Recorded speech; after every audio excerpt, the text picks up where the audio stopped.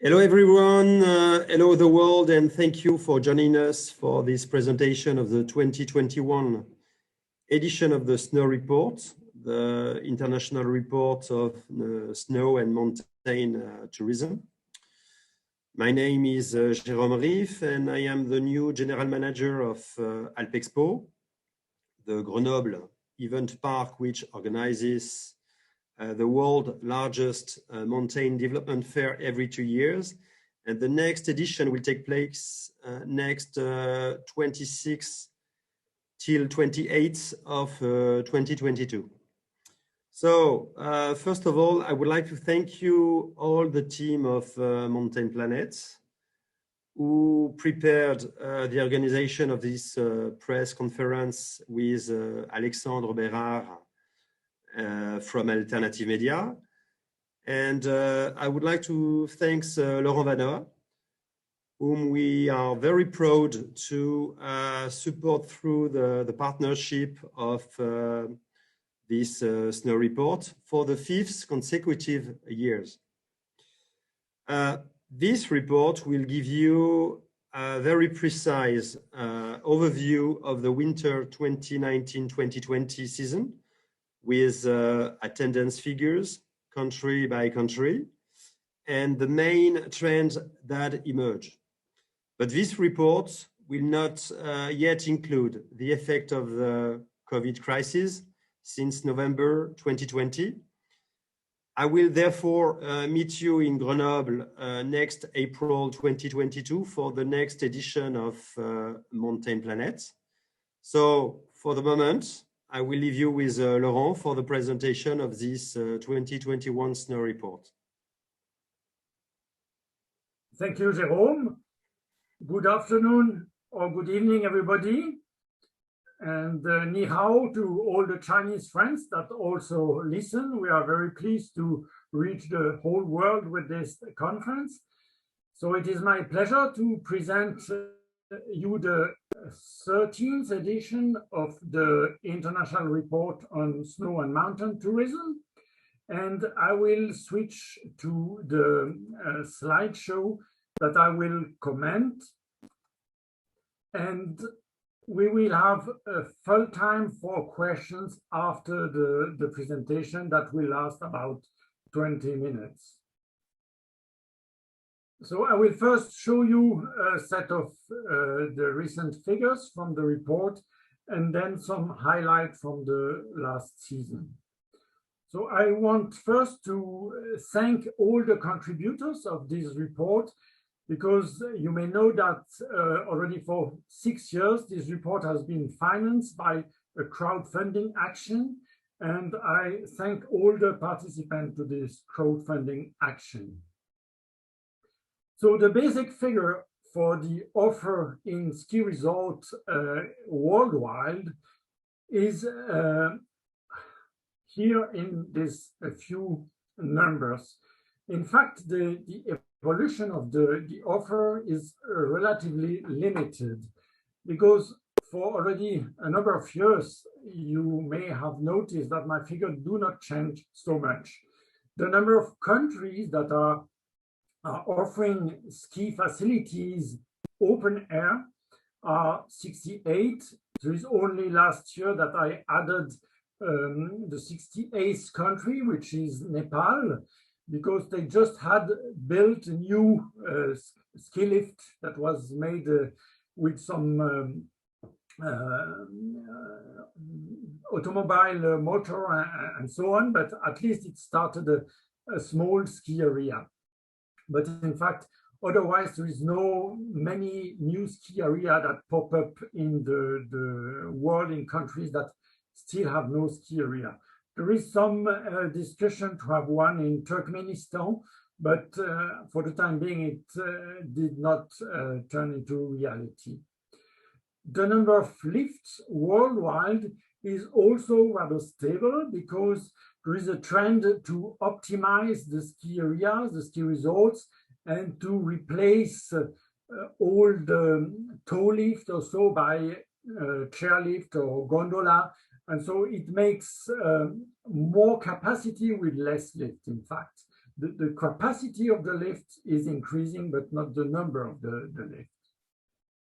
Worldwide, there are about 6,000 ski areas where ski is organized in one way or another, with at least one lift or one magic carpet. And again, this number is rather stable because some of these small ski areas, especially in Europe or so on, sometimes close and disappear, when some other appears in China. But in fact, the number of large ski areas that have 5 lifts or more is rather stable and do not change much. There are sometimes some smaller ski areas that get together and get bigger, and they go into this top 50. That's in fact 52 ski resorts in the world that have more than 1 million skier visits. And it must be noted that these 52 ski resorts in the world, they account for 22% of worldwide skier visits. So this is rather impressive, but there is not so many large resorts in the world. So basically all these figures related to the offering skiing are rather stable over the years. In this chart, you see the weight of the Alps. That's the light blue area in the bars here, in the number of lifts, the number of areas, and the number of major ski resorts. And we see that worldwide, the Alps has a very important weight in the industry. So what happened with the season 2019-2020? As you can see in this chart, you see, in fact, it's a season that started rather well, but then that was suddenly interrupted by the pandemic. The date when the season was interrupted changed between the different regions of the world. And of this summary table of a sample of ski countries in the world, you can see in green, that's the opening time of the ski resort. In light gray is when some resorts were open and some were not. And dark gray is all resort closed. So the story started, of course, in February in China, when beginning of February, ski resorts needed to close. But in China, ski resorts began to open again end of March in April. Not all the resorts, some give up, but some resorts open again. When in the Western countries, ski resort operated to the date of 13th of March, mostly 15th of March for France, and a little bit longer in some other country, but there is a very clear closure at the end of the second week of March, except in Japan, where the ski season went further without too much problem, and in Sweden, where it also went further and then closed, but a bit later, and not all resorts closed.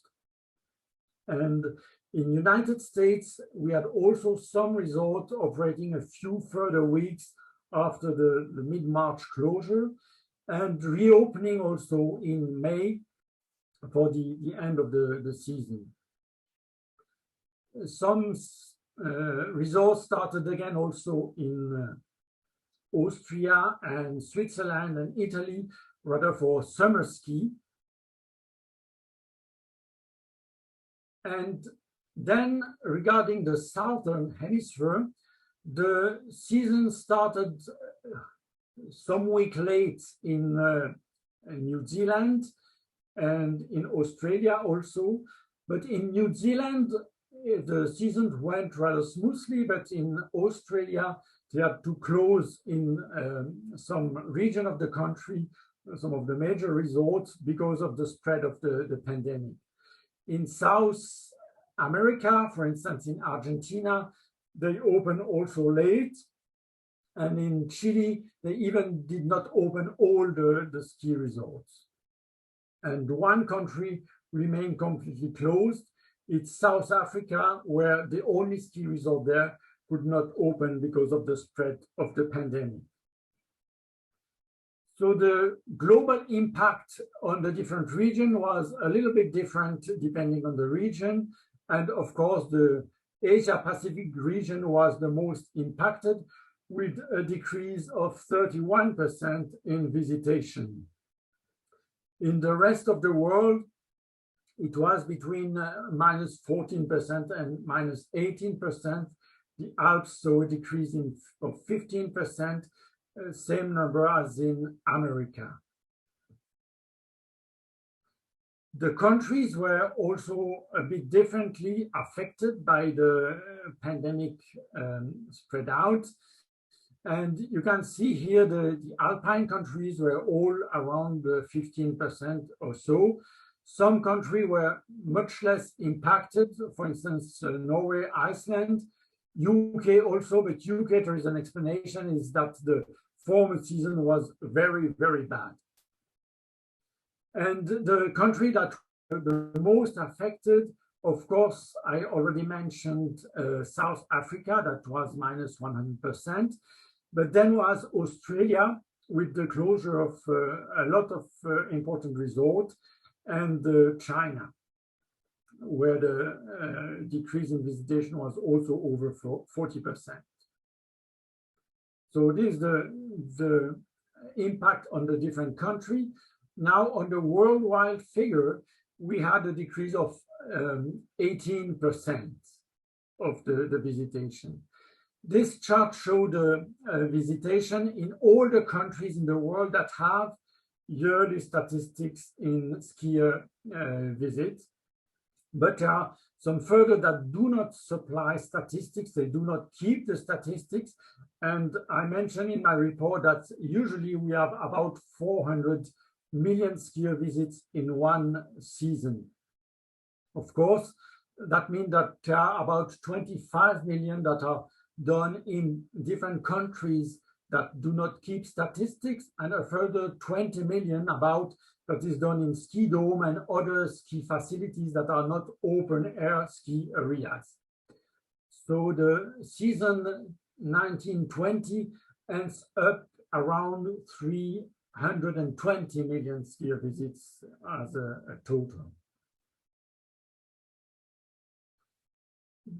These are the example of the trend in many different countries. I took the example of France, where we have already for numerous years, the blue line is the 5-year average trend, small, slightly declining trend that of course was a little bit increased by 1920, interruption of the season, but is rather typical from all the major markets.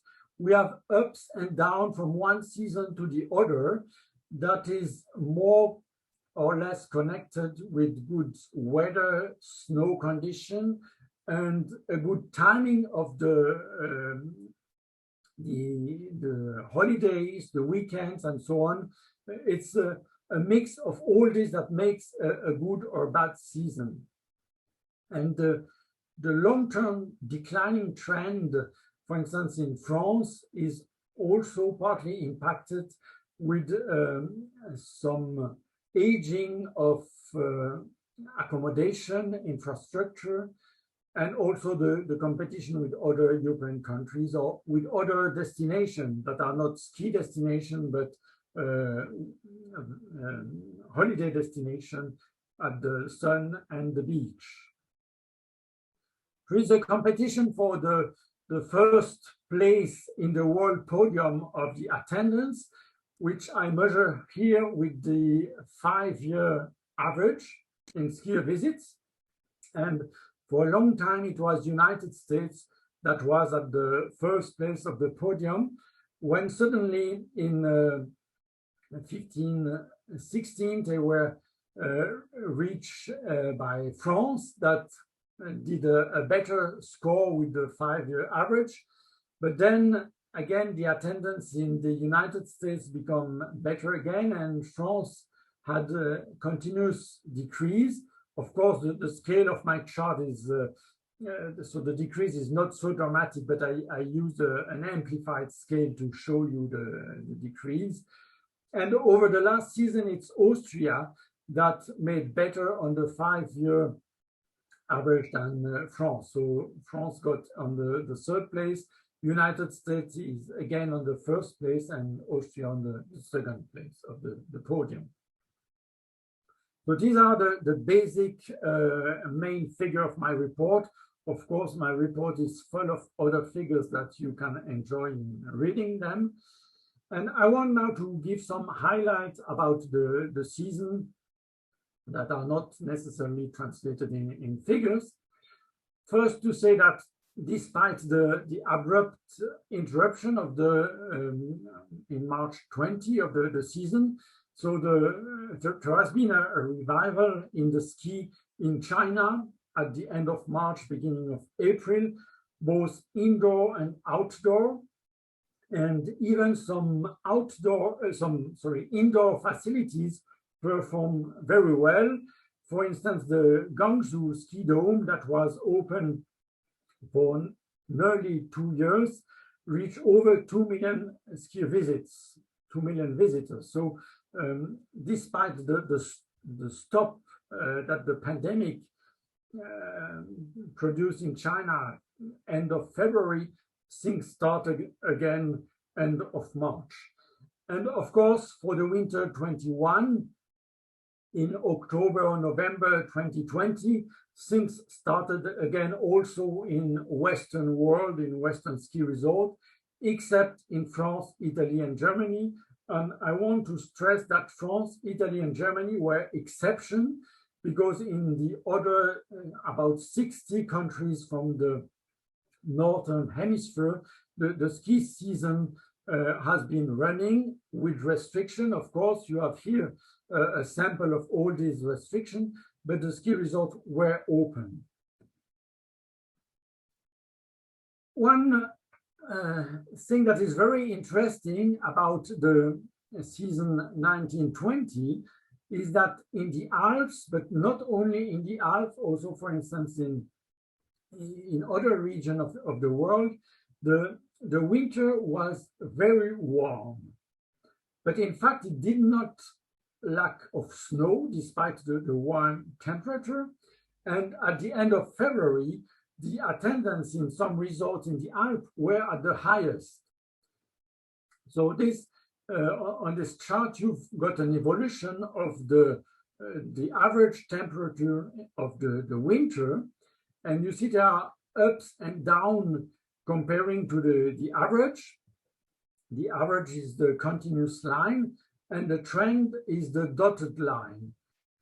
But if you look at the long-term trend, in fact, it is not really significant as from a viewpoint of statistician, because it changes from minus 0.3 to plus 0.3.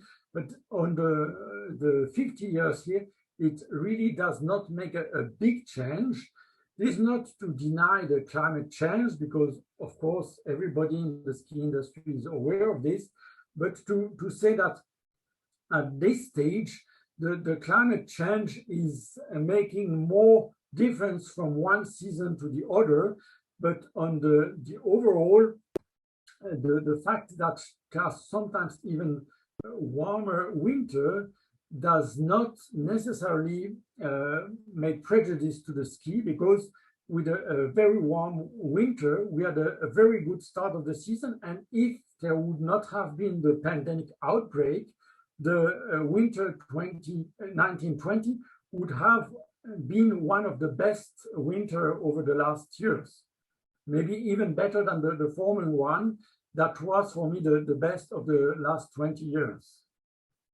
But this is important to stress, because there is a tendency to believe that the ski will disappear soon because of climate change. This is not true. Of course, we cannot deny the climate change. And at summertime in the mountain, the temperature is going up in a tremendous way, but in the winter it is not the case to that extent. And for the time being, it does not prejudice the ski resort operation.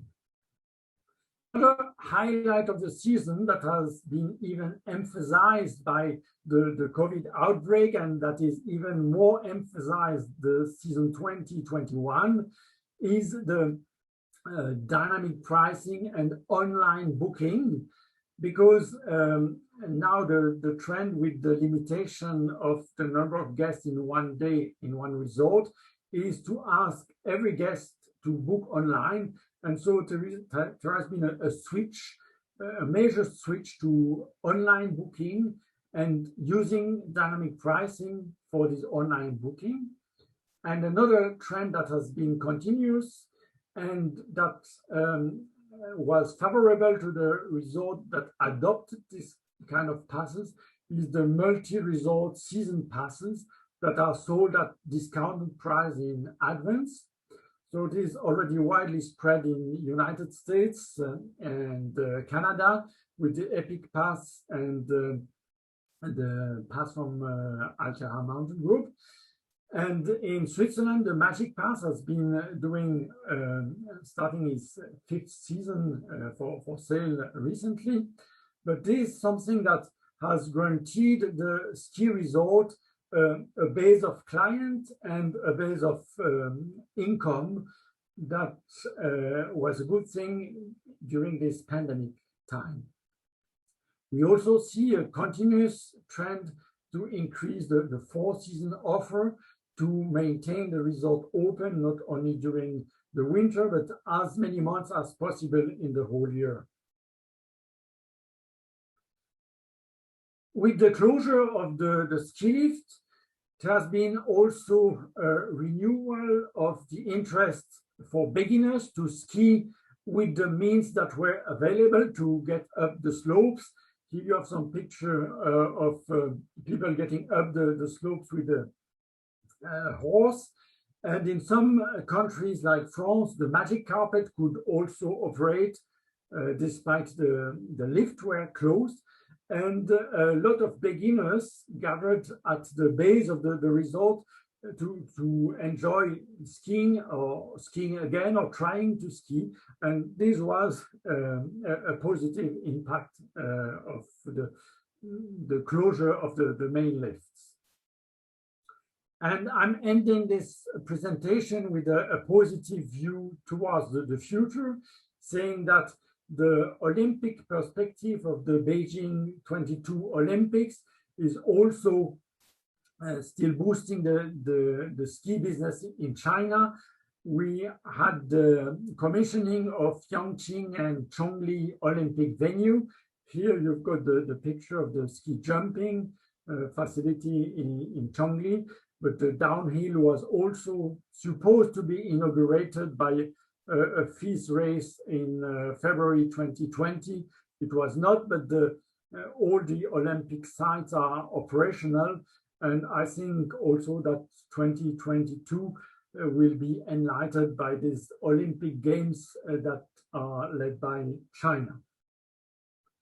So I'm to the end of the presentation. The 2021 international report is now ready and it has been already sent to all the contributors that supply data or participated in the crowdfunding action.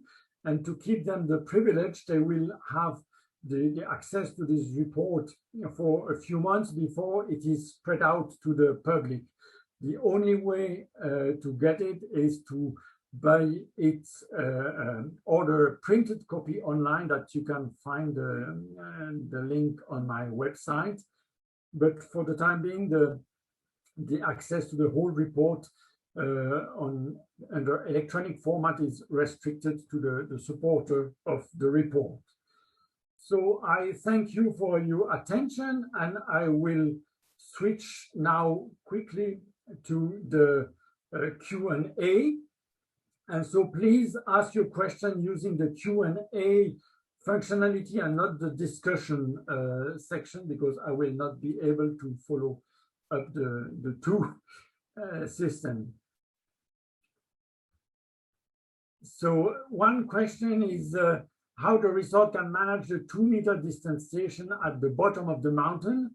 But in fact, depending on the country, the distance is changing from 1 meter, then it has been extended to 1.5 meter. In some countries, it's 2 meter. But these are the rule in many countries, that they need to be 2 meters between the people in the queues. Of course, this has been a problem in some places at the start of the season, because some resorts were not ready to manage this kind of queues, but it has been very quickly corrected, and the resort organized to manage the queue in the way that people have the required distance.